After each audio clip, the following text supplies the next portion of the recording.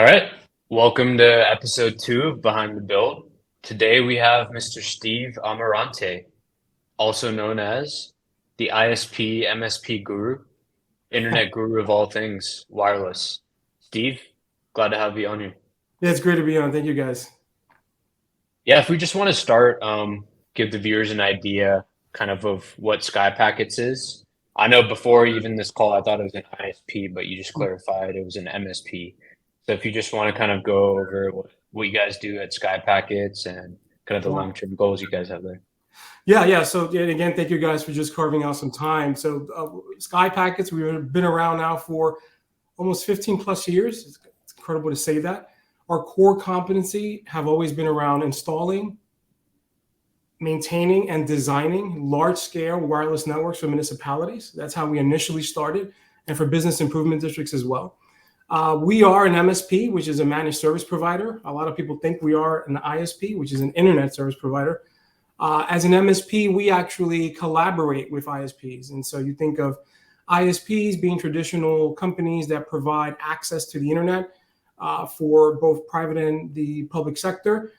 Sky Packets sits on top of that. And so as a managed service provider, we look to link ISPs, DeWi, IoT, assets, institutions with the municipalities in specific use cases. And so often I think it gets melded in between, but there is a distinction. I think our role is to be able to manage all the different services on behalf of our clients. And it just happens to include, for the most part, ISPs, internet service providers. Awesome. Maybe, Steve, you have any good examples of sort of projects to make it a little more grounded about the difference between an MSP and an ISP? Yeah, absolutely. So I think, picking a few, here in New York, a couple of years ago, we deployed on behalf of the New York City Housing Authority and HUD. New York City was impacted by Superstorm Sandy, and we were tapped to design and install and maintain large-scale wireless corridors in these areas of New York that were really hit hard, in particular the small businesses. And so we, at the time, again, were responsible for the design, but we leverage existing data lines and partnerships with local ISPs. In this case, it was Verizon, it was Spectrum, Charter, and I believe we also leveraged some of the VSAT guys, some of the satellite guys. And so the idea was that we would go into these neighborhoods, we would look at the different businesses, work with community groups as well, because part of the thinking was that, and we'll get into this a little bit, but it isn't just designing a network for us. We really look to provide hyper-localized networks, but hyper-localized workforce to help support these networks as we create them. And so we went in there, and again, for 7 parts of different areas of New York, including Brooklyn, Manhattan, Staten Island, the Bronx, Queens, and again, all through leveraging nonprofits as workforce. But the ISP portion, we collaborated with local vendors like Verizon as an example. Amazing. That's a pretty wide-ranging project. You're all over the 5 boroughs. It sounded like pretty big in scale. Yeah, and I think that was the incredible outcome of that was not only was that we're supporting all of these small businesses that were really impacted, and we provided and helped close the digital divide within these neighborhoods, but it was something that it was the workforce development that was a big component and a big surprise for us. There was so much that we learned from that, and I really do believe as kind of we think through DeWi, that's something that shouldn't be overlooked. I don't think we should decouple this idea of working with municipalities and local communities to help deploy some of these networks. Totally agree. One of the powers of DeWi is a sense of empowerment, right? It's empowerment to fix your own connectivity issues, but also empowerment to have the technical resources within your community to build the infrastructure, maintain the infrastructure. So having those skills locally, just down your block, instead of some corporate campus many miles away who don't have much of a care for the local community. Yeah, Stephen, I'll add just before we go into the next phase of the conversation, it's that once they feel that sense of empowerment, you'll be surprised at just kind of the creativity and the different applications that sit on top of the network that, again, are super hyper-localized. I know that so much of the DeWi initiatives around DeWi is the ability to put IoT devices. And we've seen that already where folks have, on their own accord, has said, hey, let's add some humidity sensors or air quality sensors. And it just really is something that often is not thought about. It's like, well, here you're putting up these networks. Well, how can we get a local community involved? And what does that look like in terms of a second derivative, third derivative impact on the community, but also just on the network itself? That's amazing. Yeah. So how does, specifically DeWi, how does that intersect with the MSP world that you live in? I mean, there's a lot of ways, and it gets us excited every time we think about it, because whether it's to help close the digital divide or help a municipality improve connectivity or working with a retail or a hospital from a private LTE perspective to help with efficiencies and operations. I mean, it really goes deep in terms of the different ways we can address and support our customer base, even as one as a primary form of connectivity, but as an added value is just tremendous. And so, we're collaborating with multiple institutions here in New York City. So Sky Packets is based out of New York City, although we have deployments across North America, as far high as Vancouver, as far south as Mexico City. A lot of the stuff that we're working on with municipalities is looking at private LTE and the DeWi networks to really help with some of these efficiencies and close the digital divide.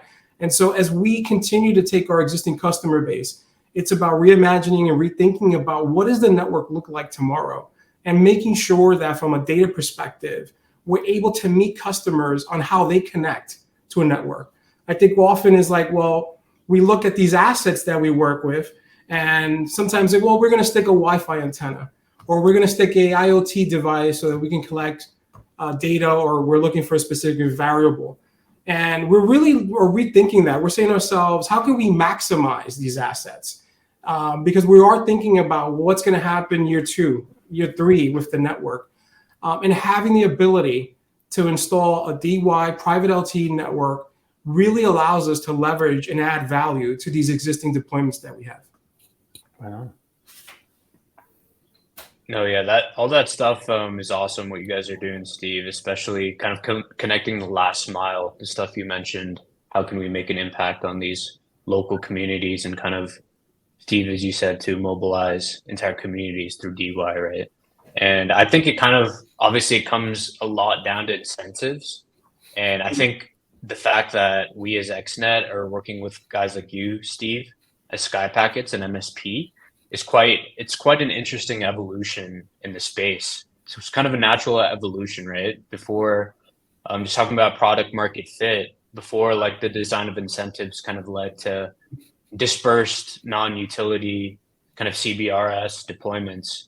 And now like when we talk about deployments, it's professional, there's industry standards, there's 99.99% uptime requirements. So if you want to kind of touch on how those kind of baseline requirements paired with DeWi will lead to a product that can be sold eventually to either carriers or. That's a great point. And again, well, I'll touch on how that impacts workforce development as well. So the fascinating part about that is when we first started, we were servicing municipalities. A lot of them, a lot of the networks we were building on the Wi-Fi side were public networks. But the reality was that people were bringing in their home experience or their business experience network, and had that expectation on our public free networks. And so, we learned quickly that folks, if you're out in the public and you try to log on to a public Wi-Fi network, you really have one shot to get that connection going. Maybe out of necessity, people they'll try a second time to get on, but they won't try it 3 times. They just won't, right? And so for us, it was a question of designing and providing quality network and quality connection, understanding what that end user experience is and was and should be. But at the end of the day, it was the clients, right? The clients demanded that these networks be up 99.9% of the time. And so for us, it was part of our genesis when we started the company, but it's just natural for us then to extend that into DeWi networks. There is an expectation of our client base that these networks have to be up 99.9% of the time, period. In particular, if we're looking at some of these use cases, whether it's the police department or for telemedicine, it's like you don't want to get that wrong. You want to make sure that the network is up and running. That's not to say that there aren't anomalies. That's why you need to have a tier 2, tier 3 support. It has to be part of the thinking if you're putting up these networks. But for us, it's always been something that's been part of our core value. From a workforce perspective, think about this. If you're teaching folks on maintaining a network, and that's part of the workforce that you're building towards, what happens if the network never goes down? Like, there really isn't work for them. And so part of what came out of all this over the last few years as we were developing these workforces was that we needed to think outside the box, because the networks are being sustained, right? Well, again, we're thinking through and building networks that are up most of the time. And so the idea now is shifted for us a little bit. Our workforce development initiatives are more of what can we build on top of these networks. But from an SLA perspective, from just you guys are going to be responsible. Sky Packets will be responsible to build networks that are supportive of neutral host networks that are critical to ensure that these things stay up. And so SLAs have to be a part of the design. Have to be. It's really important. Yeah, I love that sense of professionalism that you gave in that answer, because you understand what's the reason behind the SLAs, what's going on behind the scenes. And as DeWi sort of matures from a sort of a token, it just kind of spews tokens out, it's kind of a yield farming mentality, to something that's actually providing a useful service. The sort of expectations have to go along, and the incentive model has to be built around those expectations for service. So we've definitely got to get that right. So we're definitely watching everything you say, and we always appreciate any insight you give us into these professional grade SLAs. Yeah, and Steve, I would even make an argument that the tokens themselves are a reason you want the network up all the time. If you really want to get down to brass knuckles, you want to make sure that you're maximizing those investments that you've made. And that means that you want the network up all the time. And so it has to be part of the thinking. Absolutely. Yeah. The token emission is sort of the SLA enforcement model at the end of the day. And so we've got to just keep iterating and kind of raising the bar all along the way. All right. Yeah, I guess transitioning into kind of closing thoughts, want to highlight how we're kind of working together, Steve, XNET and Sky Packets, but mainly kind of want to know, what do you like? XNET, obviously, we bring the neutral host capabilities to the table. We basically enable these partnerships to happen, whether it be you or an individual, from the Open RAN to our mobile core, and then how that data eventually flows to be sold to an operator or an MSO, right? So kind of want to know your thoughts on how this will all augment your MSP business at Sky Packets, and just how you kind of view the future of DeWi, CBRS, kind of neutral host networks. That's a lot there, right? I mean, but at its core, right, at the surface level, it's the existing added value and the redundancy that these networks are going to be providing to our existing customer base and future customer bases.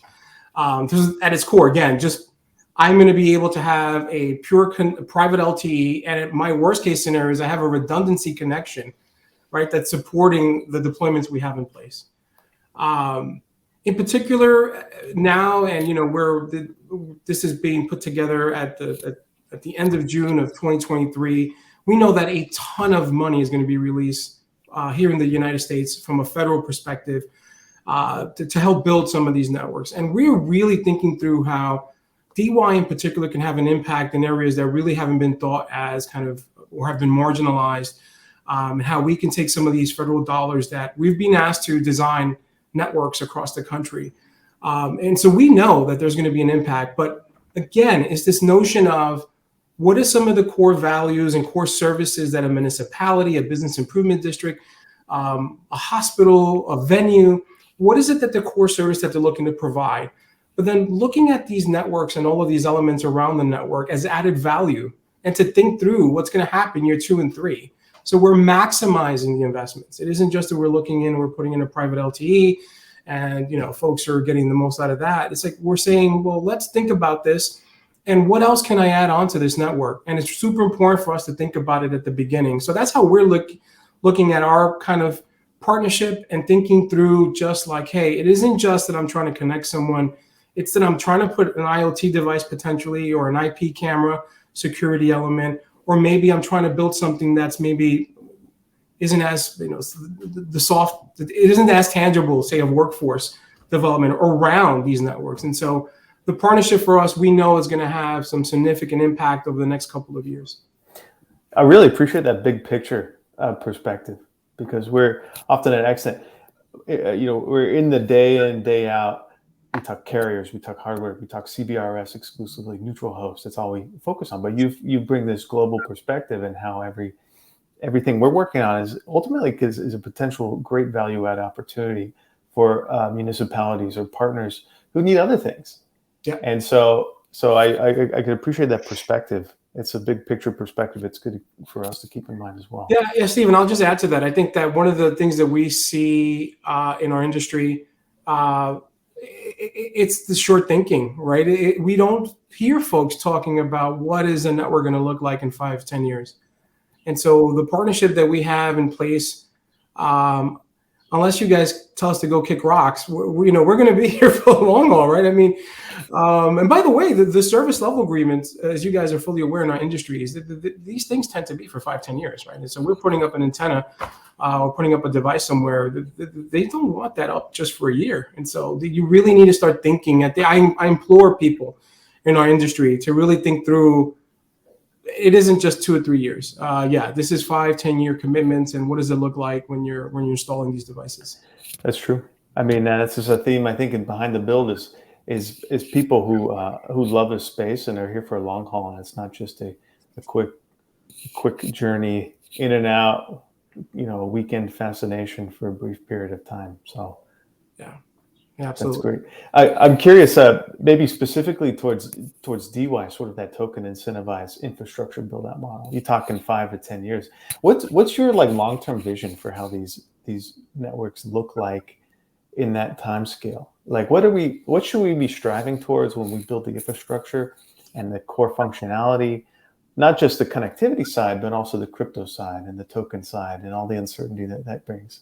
Yeah, I think that there's been so much over the last couple of years that has unfolded, and I think that everyone is bringing kind of a different perspective on it. I think that from our standpoint as an MSP, it's actually education, right? Like, I think that over the next few years, we really have to re-educate people on the process.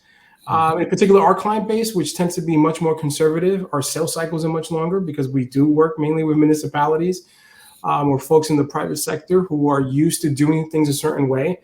So the first phase of that question would be, I think we have to re-educate people on why are we doing this? What is the token? What is the importance of a token? Why? So where's the added value? What's in it for them?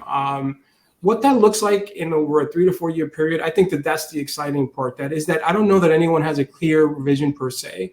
And I'm excited about that, frankly. I think it can go so many different ways. And from our perspective, I think that if we go with if we educate people properly and they understand the added value, this can go a lot of ways. I think folks will be incentivized to really take on these networks and just create the added value that we were just talking about. I think that's really the way we're thinking through tokens. Awesome. Yeah. Just to add in on that too, that 3 to 4 year perspective, what it looks like when, say, we want to onboard the next 10, 20,000 people living in New York. I think it's going to be important for these DeWi projects and XNET to figure out efficient kind of off-ramp methods for the token too, so it can be converted directly to fiat. Like, maybe a user doesn't even have to interface with the token if they don't want to, and they can just receive fiat. So I think that's going to be an important part. And final kind of remarks, Steve, I kind of forgot to ask you about it earlier, but in the nascency of DeWi, right, early stages DeWi, location acquisition and kind of finding high quality locations was a tremendous issue. That was kind of one of the biggest roadblocks of the space. So just want to ask what sort of assets you guys have there in New York, and kind of how it all works on the back end, like contractually. How are you able to get these kind of high profile sites? Is it through partnerships with the city, partnerships with carriers? If you just want to go a little bit into that. Yeah, it's a great question. It's a process. I can say that the process here in New York is uniquely New York versus some of the other deployments we have, like Boulder or Washington D.C., et cetera. And so here in New York, we're fortunate that, again, since we've been operating on behalf of the city of New York with specific networks, or through business improvement districts or in the private sector, we have some of the most traffic zones in the city of New York. For example, Lower Manhattan, the South Street Seaport, Times Square, the Bryant Park area with the New York Public Libraries is just a few examples. I mean, we have a pretty intensive portfolio here in New York in particular, because we're based out of New York. The process, it's, again, they take on different paths depending on the type of deployment. It's not unheard of, if we're looking to do something in a New York City asset, for us to have to work with 6 or 7 separate departments to get approval to put up. And so it's quite intensive. Yeah, I mean, if you're looking to put something on a light pole, you need a franchise agreement. You need to work with the Con Ed on the electrical. You need to work with public design to ensure that the device is within scope. I mean, the list goes on, right? In the Department of Information Technology, or OTI these days. So there are a lot of boxes you have to check. And so for us, it's really important to just be really methodical in our execution when it comes to working with our partners. I would say to folks that, again, if you have existing roots, let's just say if you have roots within cities, it's a good path, but it's a longer path. We also are fortunate that we work with developers like RXR. And so here in the city of New York, there are multiple assets across the city. Business improvement districts are fantastic as well. I want to say in New York, there are about, to hold me to this, there are about 60, 70 separate business improvement districts here in the city of New York throughout the 5 boroughs. And it's just understanding each of the unique use cases for the different partners. And so for an RXR, it's more about amenities in a building. For a municipality, is more about maybe security or IP security cameras, as an example. For business improvement districts, it's about understanding the behavior and allowing people to connect via, let's say, Wi-Fi in public spaces and activating those public spaces. Yeah, so it varies for the different type of use cases. I will say this, and I think, and it's always been an advantage for us, is that we've always been super curious about how technology impacts public and private spaces. And post-COVID, public spaces have become more private, and private spaces have become more public. And I think that if you're curious about the technology, as everyone in this space for the most part is, I think you find different paths as you would look to address these use cases, whether it's a muni, business improvement districts, or on the retail side. It's a very good point. I get asked this all the time. I talk to lots of building owners, asset owners, and they're like, yeah, okay, maybe you pay me rent. That's cool, but like, what's it do for me? Like, what's it do for residents? What's it do for the surrounding? Right. And so having a good answer for that, other than tokens come out of thin air, is always good. Steve, I'm sure you've heard this. Is like, how does it help from a smart building, from a LEED certification, right? Yeah. From a HVAC. I mean, there's so many use cases. I think that it's just sitting down with folks and having a conversation and really understanding what are the drivers, where are their pain points. I know it sounds cliche, because people always say that we'll find their pain points and we'll try to solve it. There's some truth to that. There really is. I mean, it's just like they particularly developers, we've learned that you really try to have to understand where their pain points are. And the nice thing is that the offering through XNET allows us to address these issues. Very good point. Developers have a wide-ranging and sometimes surprising pain points. If you don't work within this industry, it's not always obvious.